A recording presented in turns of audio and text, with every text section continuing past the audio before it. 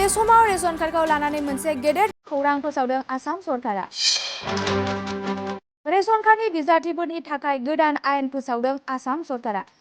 दिनैनिफ्रायनो ration कार्डनि बिजाथिफोरा बेफोर गोदान आयेनखौ मानिनानै सोलिनांगोन। दिनैनिफ्राय 10 अक्ट'नि गेजेराव बानायनानै लानांगोन रेशन कार्डनि बिजाथिफोरा बे खामानिखौ। गोदानै मोननाय रेशन कार्ड बिजाथिफोरा मानिनानै सोलिनांगोन बे आयेनखौ। सरकारा फोसावनाय बे आयेनखौ मानिनानै सोलियाब्ला नोंथाङा खैफोदाव गोग्लैनो हागौ। नोंथाङा रेशन कार्डनि बिजाथिब्ला 1 अक्ट'निफ्राय 10 अक्ट'नि गेजेराव रेशन कार्डनि मुवा बेसादफोरखौ लायनो नांथारगोन। सरकारा फोसावनाय नेम बादिब्ला रेशन गला बिगोमाफोरा रेशन कार्ड बिजाथिफोरनो होनाय मुवा बेसादफोरखौ 10 ग्रामनि एसेबो खम माइरं हरनो हानाय नङा। रेशननि मुवा बेसादफोरखौ रेशन कार्ड बिजाथिफोरनो खम हरोब्ला रेशन कार्ड बिजाथिफोरा रेशन गलानि हेंथायै अजद होनो हागोन। नोंथांमोना बेफोरबायदि खैफोदाव गोग्लैदोंब्ला आसाम सरकारा फोसावनाय नैबे नाम्बाराव फन खालामनानै नोंथाङा अजद होनो हागोन। आसाम सरकारा फोसावनाय 180034533611 नाम्बाराव नोंथाङा अजद हरनो हागोन।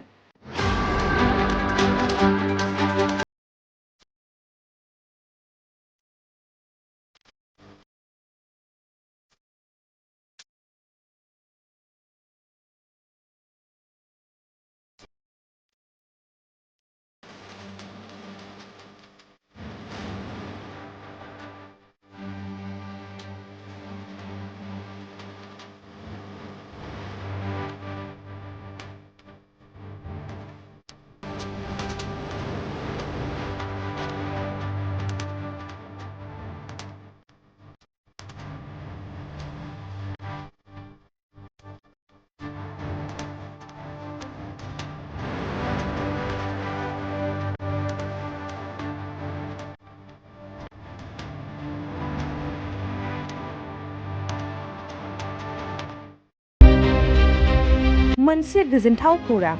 क'क्राझार सहरनि जेडि र'डजों नांजाबनाय सुदेमपुरि गांजिमा बाजाराव थानाय आइ आफा मेडलाइफ बिएम हस्पिटालाव बेराम सोखानो हानायनि गोबां खाबु दं।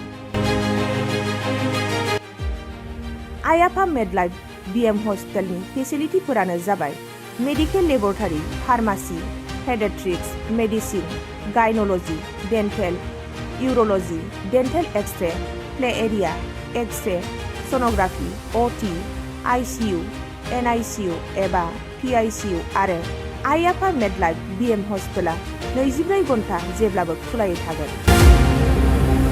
लांलाय लाबोलायनि एम्बुलेन्सआबो मोजाङै सार्भिस थागोन।